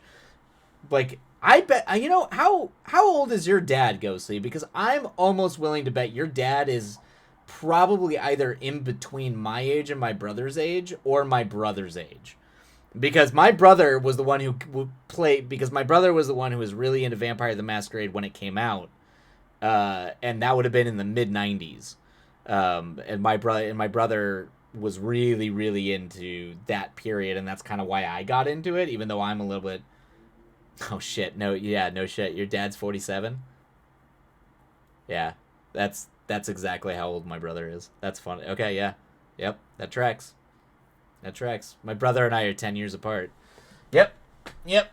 Your dad and my brother are the exact same age, and it absolutely your dad and my brother would have 100% would have been in the same circles, because there were not a lot of people playing those games, and that was the peak period where. That was yeah, right. Cryptid Pilatus, we all become friends with Ghostly's dad.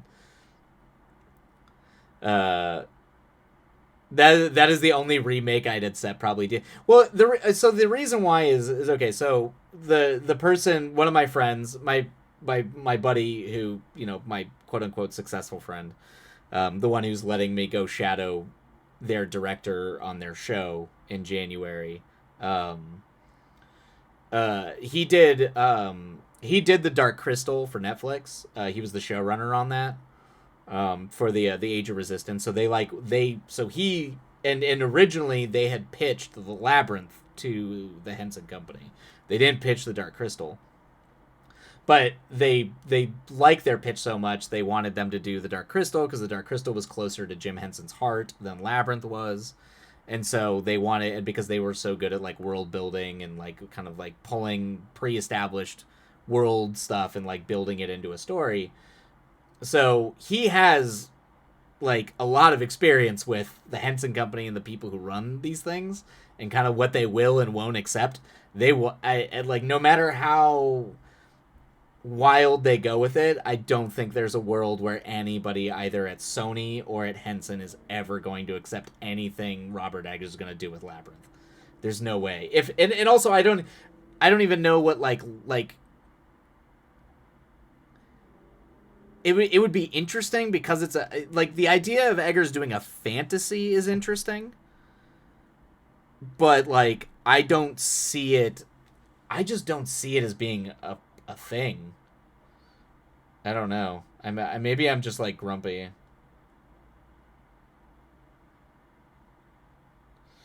Oh yeah. It'll be very weird if it gets made. All right.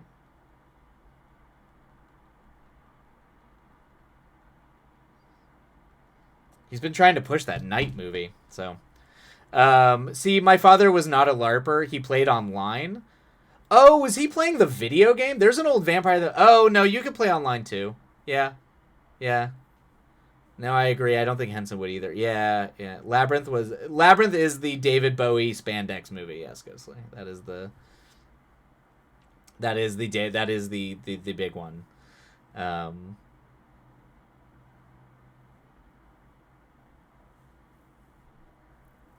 Yeah, I don't know. That's weird.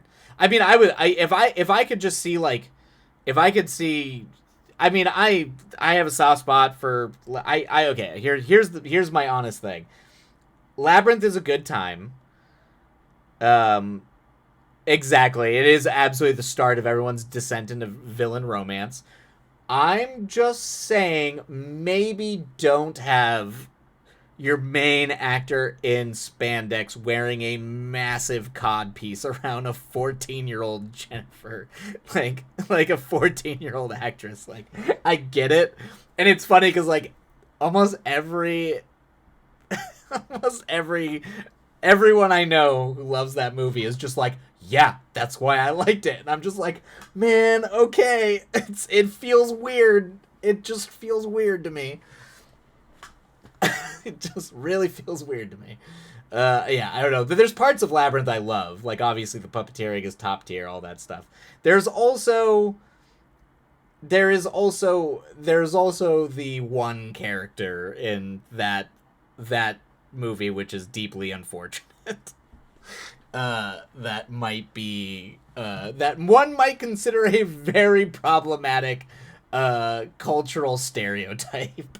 That is very that like, particularly because it like actually does betray for gold. It's so, I'm like, oh, why are we doing this? Why, Jim Henson? Why?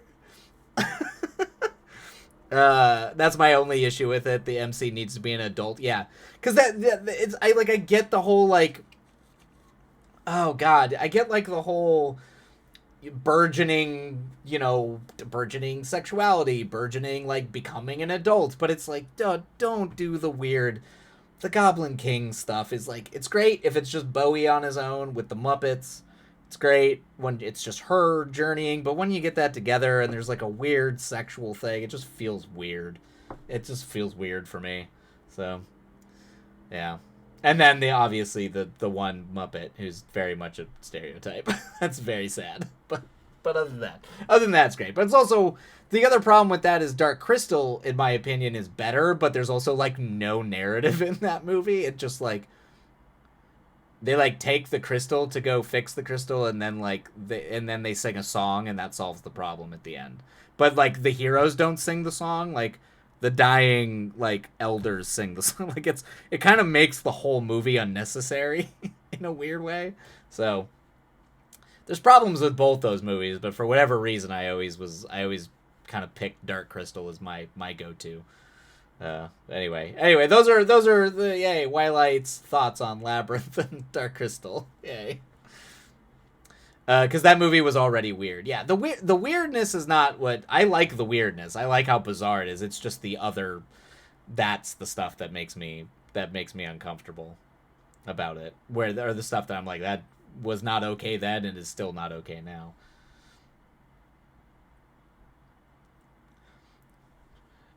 You wonder why Ghostly is a noodle. It's because David Bowie scared her youth. Oh no, that's actually really sad because David Bowie rocks, man. You watch David Bowie and everything else he's been in, he's fantastic. I mean, he is genuinely great as the Goblin King. It's just the way the context of it is weird, but like him as the Goblin King is like alone is great.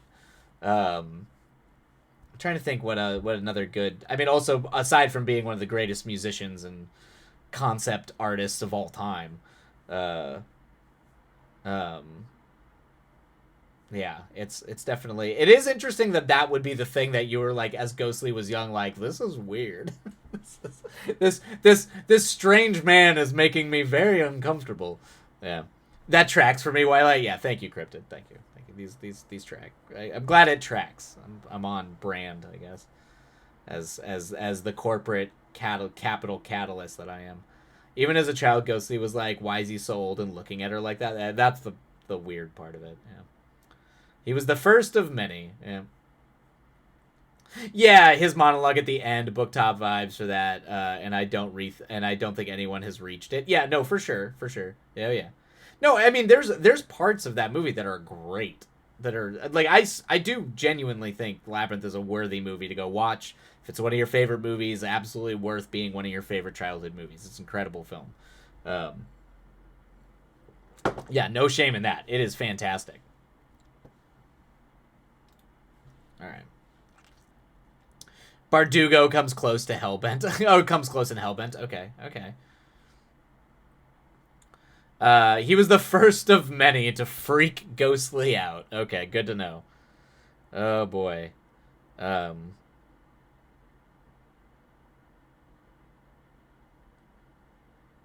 is this? Okay. Yeah. All right, where are we at? We're at like 2 hours. Nothing is broken. So I think that's probably a good sign. Ghostly a poor corporeal noodle. Yeah, for sure. All right, well. Okay.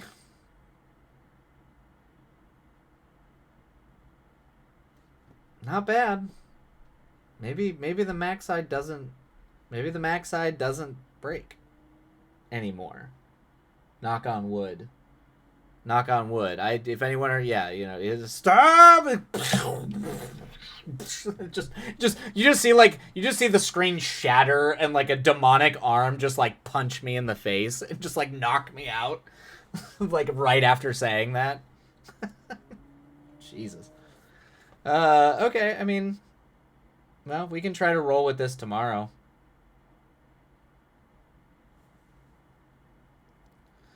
This might be the, yeah. I'm probably gonna get off here soon because yeah, it's like 7:30 my time, so.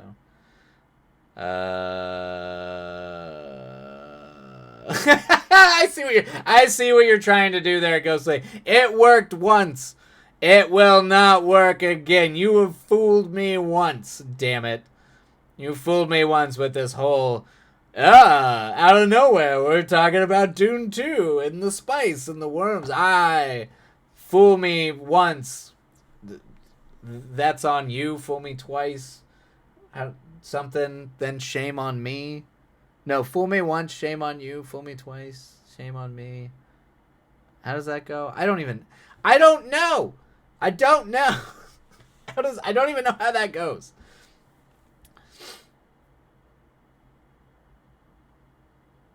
It's real. Anyone heard this book called? Did you just say Moby Dick is real indie? Oh, thank you. Hey, did I actually have it? What is Fool Me Thrice? What happens? What's the third one then?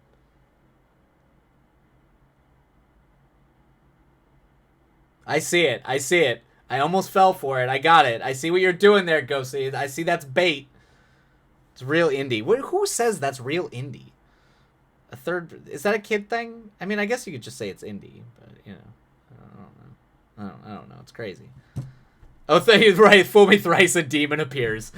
fool me thrice, and yeah, and a demon just sort of summons out of the ground. I mean, I do have a series of like arcane runes underneath the carpet that I have.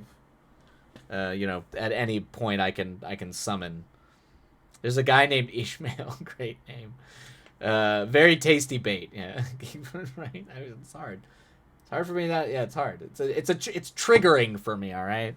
When people start throwing around Dune and Moby Dick, I get excited. It is about a whale. That is true. Twilight, do you draw them or carve them? No. No. I have to draw them because it's concrete, so I have not carved it into the concrete. I should carve it, but I don't have the means to do so. I need like some I need to get like some proper hammers and stuff. Did the whale have a name? Tell me, Twilight, did the whale have a name? The Whale.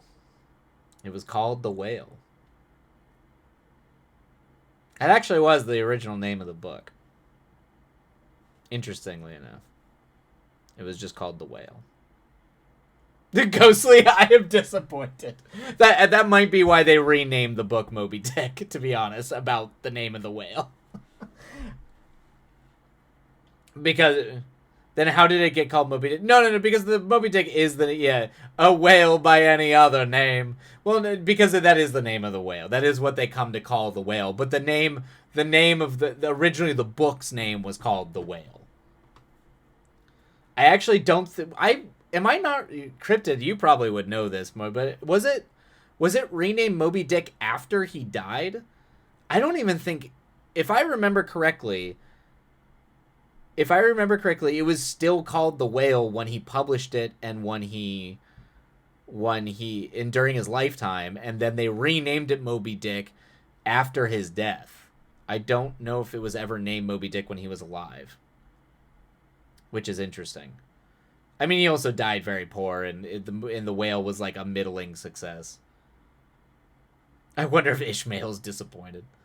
Oh, cool. Okay, good. I always gotta double check that just to make sure when I start spouting trivia like that, I didn't just make it up or dream it. Cool.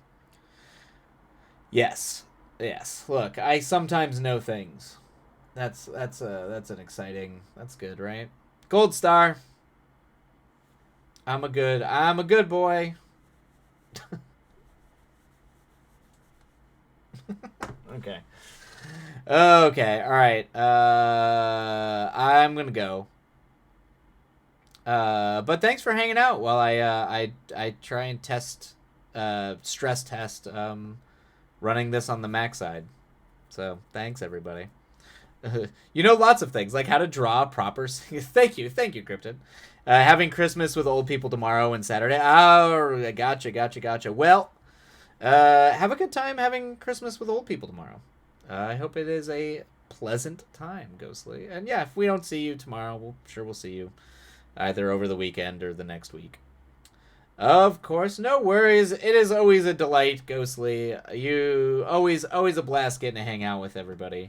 But yeah, I'm gonna call it quits tonight. And we should actually get some words done next time. Now that hopefully this works. Knock on wood, we'll see if this actually does hold up. But it would be nice to actually switch back over to Mac the Mac side if I can. Alright. Night, everyone. Yes. I will stop. Alright. I'll see you all tomorrow. Love you all. Take care. Be kind to yourselves, kind to others. And we'll see you next time. Alright. Get the newspaper. Fair enough.